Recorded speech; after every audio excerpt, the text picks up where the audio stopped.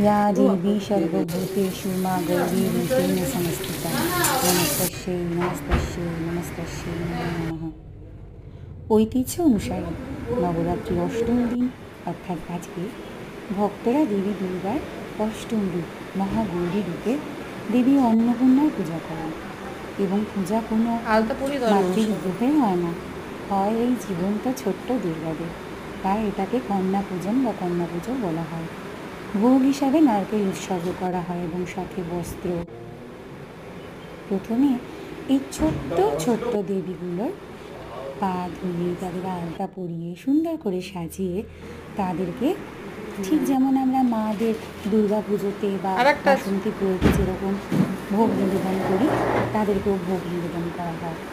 ভোগ হিসাবে লুচি, ছোলা, হালুয়া, আলুর দম, মিষ্টি এসব দেওয়া হয়ে থাকে।